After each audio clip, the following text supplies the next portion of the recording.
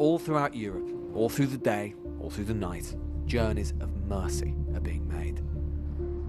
This German group of paramedics from Frankfurt are making the 1,250-mile journey to the Polish border to use their ambulance bus to help provide medical care to Ukraine's refugees. We call it in Germany Ambulanzbus. So there's a big bus who can you can take 6 people on the beds here, and you can take medical care of them. It's like an emergency room on rolls. But the Germans aren't the only Samaritans on the road to Medica. Indeed, the approach is full of people arriving with aid. Поїхати в Краків, Варшаву, Гданськ, Німеччина, Італія. Формується черга з тієї сторони. Будь ласка, ставайте в чергу наперед. This crossing and everything that goes with it has ballooned even in the week since we first came here. It has become a village, albeit with no permanent inhabitants. Just those on their way through, trying to work out what comes next.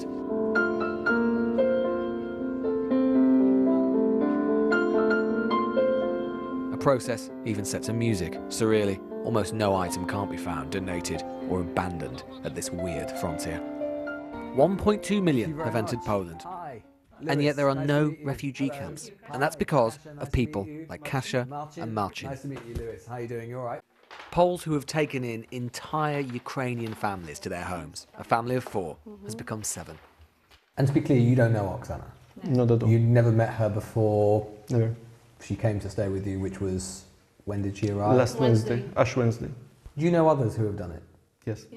Actually, we are surrounded by people who did that. Our cousin who lives next door, yesterday he took a family of 3 as well. Do you have any idea how long this arrangement will last? I mean, No one not. does. No one does, and yeah. So it's open-ended? Well, that's what I told her when I picked her up at the train station. I said, okay, you can stay with us as long as you need to.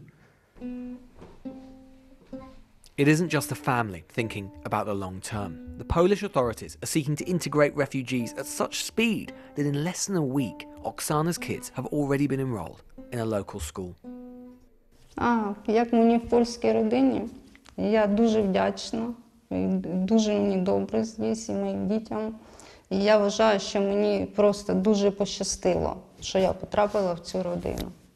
І що ще сказати, не знаю. Правда, дуже пощастило. Я цих людей я не забуду ніколи в житті. І мої діти теж будуть пам'ятати, що вони зробили для нас, для чужих людей.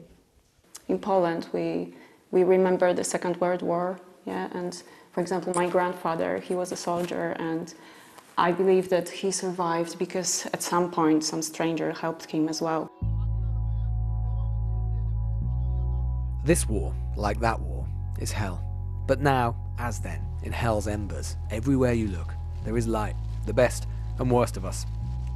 The uncomfortable thing, when you really sit and think about it, is that one has to flow from the other.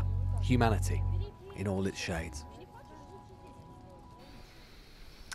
Humanity in all its shades. Well, let's talk some more about the humanitarians trying to help the refugees from Ukraine. Christopher Stokes is an emergency coordinator for the medical organisation Médicins Sans Frontières in the western city of Lviv. Christopher, thank you very much for joining us today. And I know that MSF had been running healthcare projects in eastern Ukraine for a number of years now, but I'm presuming much of that work has been put on hold while you deal with the immediate humanitarian crisis. Yeah, unfortunately, a lot of the projects that we were running before have had to be put on standby. Patients suffering from tuberculosis, HIV and other diseases also having their treatment interrupted. And we've shifted to emergency response to try and provide medical supplies as quickly as possible into these cities. And it feels very much like a race against time, because these access to a lot of these cities is closing, and it's getting harder and harder to bring in supplies. We sent some by train this weekend, emergency surgical equipment to Kiev, and we know that the Ministry of Health there has dispatched some of our supplies further deeper into the country. But that's one issue of deep concern. this sense of the conflict advancing and the difficulty of getting in life-saving medical supplies at all levels within Ukrainian cities under siege for the moment. So are you working with the Ukrainian health service, or is it being, the traditional, the regular health service, if I can call it that, in Ukraine, is that being squeezed and hugely affected by the fighting?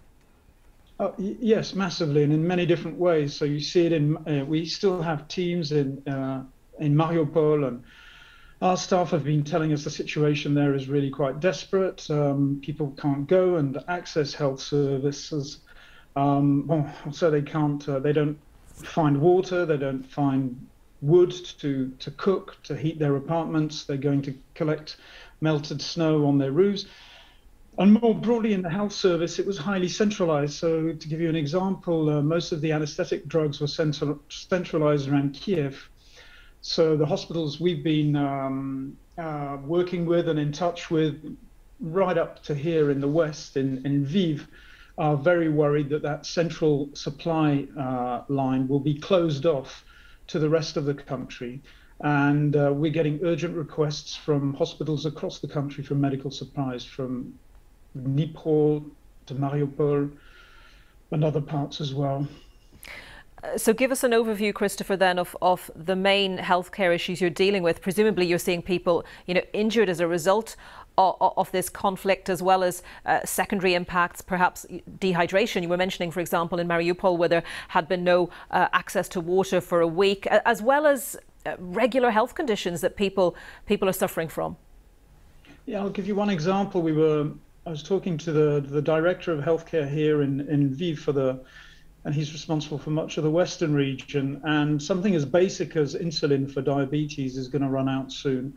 So you've got a combination of war wounded and the treatment, including of civilians who are not receiving the protection that they should be receiving in a conflict, and chronic diseases that can be life-threatening, where supplies will be running short very soon.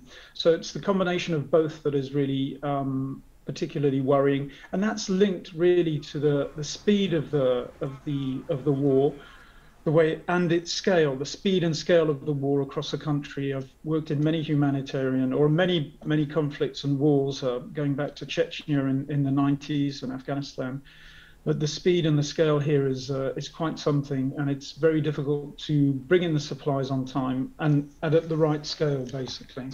And Christopher, have you personally seen or heard from trusted sources any evidence of the humanitarian corridors working? Because, clearly if people can get safely out, that reduces the pressure on the healthcare service in Ukraine, on organisations like yourselves.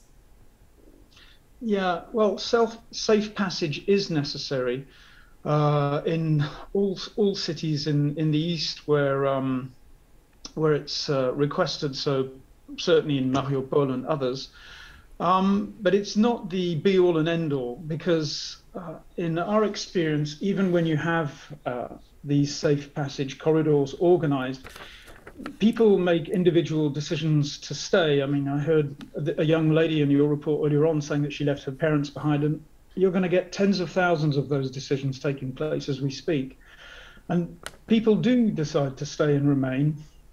I've seen it, and we've seen it in many contexts, and then they can change their mind because they run out of water, they run out of supplies, and they thought they've lived in a town all their lives, and somewhere down the road after the artillery shelling, and they change their mind. So these safe passages are one part of it, but people who remain behind need to receive protection. They shouldn't. It's not a free-for-all once these safe passages have been organized. There will remain civilians, in our experience, who will choose to stay until the last minute because they've lived there all their lives, and they need to be protected as well. And it's not only about very selected moments where safe passage can be organized. People have to be able to move out and be protected. Civilians under international humanitarian law should receive protection. And if they choose to leave by car outside of one of these, once these corridors is closed, if they change their mind, they should be able to leave safely. And this will happen across the country as the war rolls on. Christopher Stokes, good luck to you and all your teams working in Ukraine. Christopher Stokes from Médecins Sans Frontières, Doctors Without Borders.